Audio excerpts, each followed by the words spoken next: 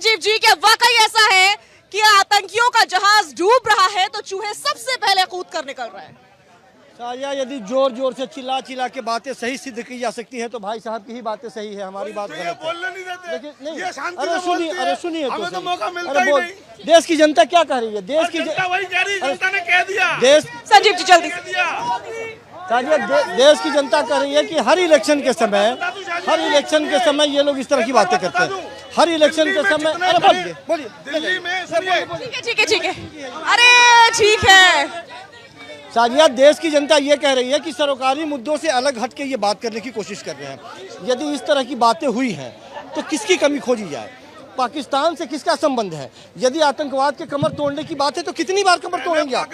ये कौन सी कमर तोड़ते हैं कि फिर 3 दिन के बाद में खड़ा हो जाता है वो? संजीव जी, अभी अपनी 2 दिन पहले की ही खबर है, हमने डिबेट भी की थी इस मुद्दे पर कि किस तरीके से पाकिस्तान के पूर्व मंत्री ने राहुल गांधी के सपोर्ट में जवाब दिया है और प्रधानमंत्री के विरोध में जवाब दिया है। उधर से बता रहे इमरान खान भी बोल रहे हैं और आप कह रहे हैं कि अच्छा चलिए ठीक है। और आप कह रहे हैं कि पाकिस्तान को मोहब्बत है बीजेपी से। 2 दिन पहले हमने भी कहा था कि फवाद चौधरी है कौन? वो टोटी चोर, साइकिल चोर, पाइप चोर। हमारे देश में भी बहुत सारे दागी नेता हैं।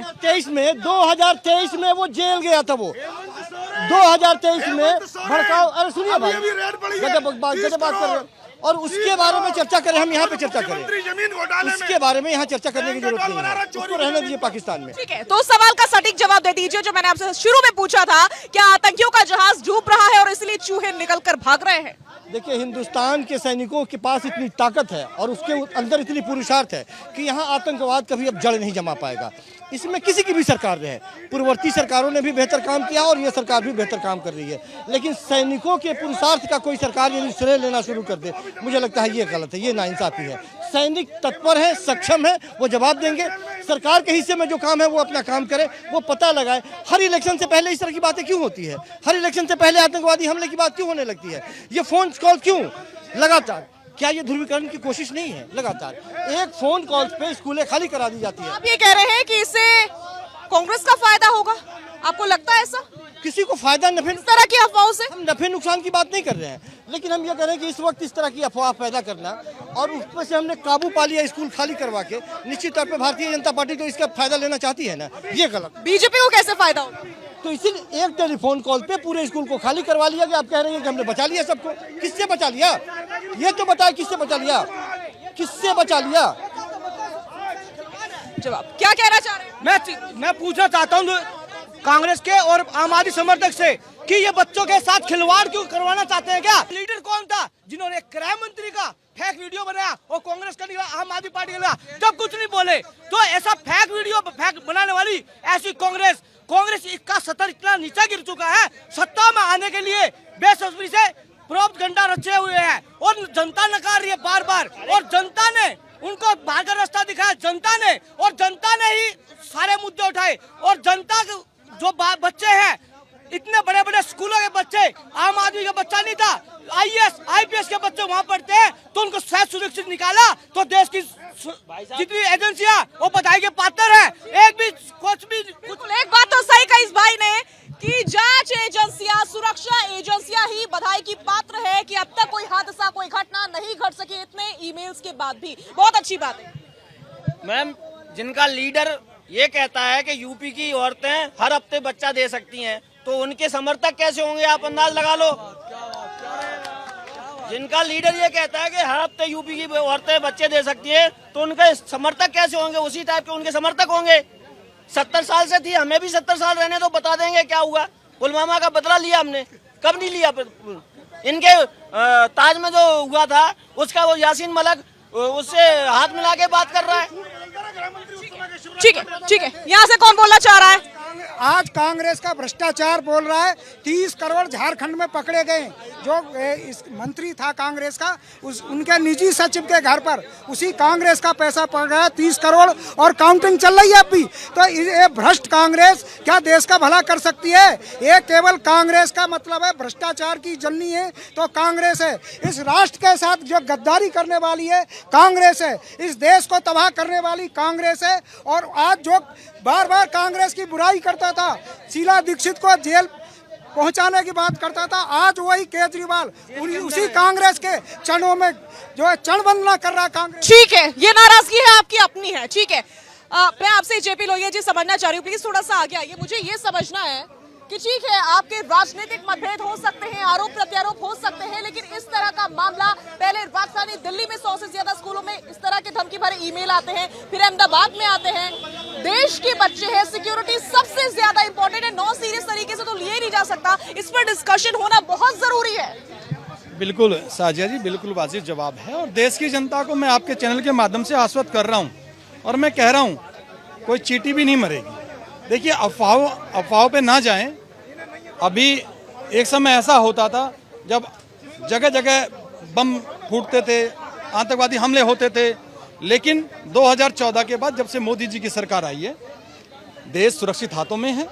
पूरी भारत की देवतुल्य जनता जानती है और स्कूलों के लिए जो अफवाह फैलाई जा रही है, मैं आपको बार बार कह रहा हूँ ये जांच का विषय है। देखिए मेरी समझ में यह नहीं आता विपक्ष वालों को कांग्रेस हो या इनके जो और सहयोगी दल हैं, इनको पाकिस्तान से इतना प्रेम क्यों है? क्यों ये बार बार पाकिस्तान को लेकर के आते? अरे आप भारत में रहते हो, भारत की बात करो, भारत की जनता की बात करो, भारत के लोगों की भलाई की बात करो। पाकिस्तान से आप लोगों का क्या नाता है? क्यों बार बार आप पाकिस्तान पे जाते हो? कहीं पाकिस्तान का मंत्री इन लोगों की युवराज की तारीफ करता है, कोई उनका प्रवक्ता बोलता है वो पाकिस्तान का फवाद चौधरी टूटी। अरे आप भारत में रहते हो या पाकिस्तान में रहते हो? अभी सैयद जवाद ने बताया कि किस तरीके से प्रधानमंत्री की तारीफ भी की जाती है, तो इसका ये मतलब तो नहीं कि मोहब्बत हो। आजिया जी, मैं कड़वी बात कहना चाह रहा हूं आपके माध्यम से। जब तक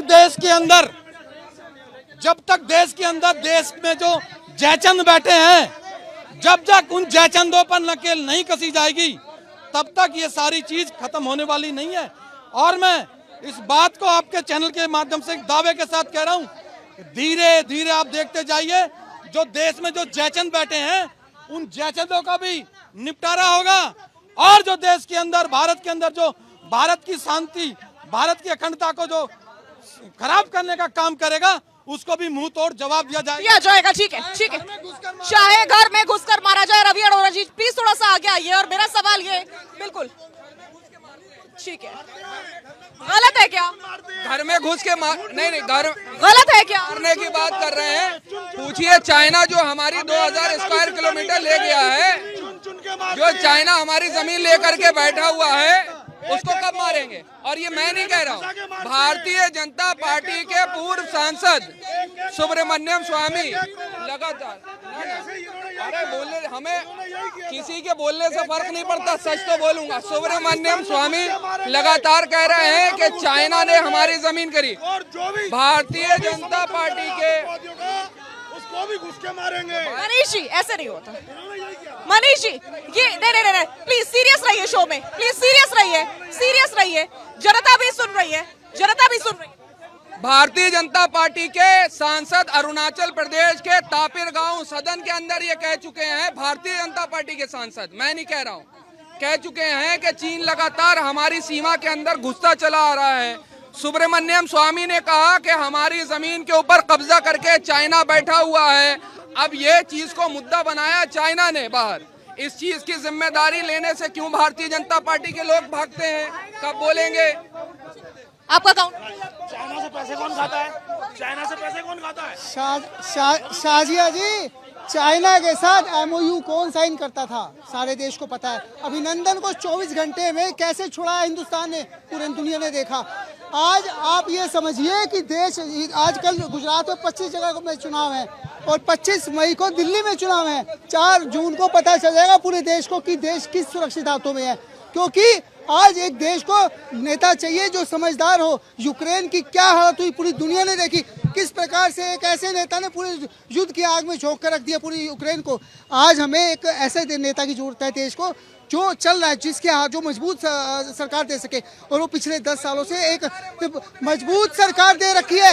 आज यहाँ पे 100 में से 90 लोग उस सरकार के समर्थन के लिए खड़े हैं। आपको बता दूं, मैं 4 जून को पता चल जाएगा और ये चुनावों का समय है, महापर्व चल रहा है। आपको बता दूं, आप इनको हल्के में नहीं ले सकते। सिर्फ एक ईमेल आए हैं कोई कुछ हादसा नहीं हुआ, ना ही होगा, क्योंकि सरकार एक ऐसे व्यक्ति के हाथ में है जिसके सामने दुनिया। तो फिर मेरा सवाल ये है कि ये अफवाहें भी क्यों फैलाई जा रही है, और अगर ये अफवाहें हैं तो इस पर क्यों नहीं हो रहा है कोई काम? कई दिन हो गए दिल्ली में अफवाहों को आए हुए, उस पर काम नहीं हुआ, तो अब अहमदाबाद का डर पैदा करना पूरे देश में। जी बिल्कुल, आप आरोप लगा सकती हैं, विपक्ष आरोप लगा सकता है, ये आरोप नहीं लगा रही हूँ, ये सवाल है, ये सवाल मीडिया पूछ रहा है, देश का जवाब देना होगा। बिल्कुल सरकार की जरूर जिम्मेदारी बनती है, चुनावों का समय चल रहा है। लेकिन एक बात बता दूं मैं, जब जैसे ही ये लेटर आई, ईमेल आए सब जिन स्कूलों के अंदर, मात्र 3 घंटे के अंदर वेरीफाई कर दिया गया कि पूरी तरह से फर्जी है। जांच चल रही है, लेकिन क्योंकि उसका पता करने में टाइम लग सकता है, मैं मानता हूं, लेकिन ये समझ लीजिए कोई भी हादसा दिल्ली में ना होगा, ना होने देंगे।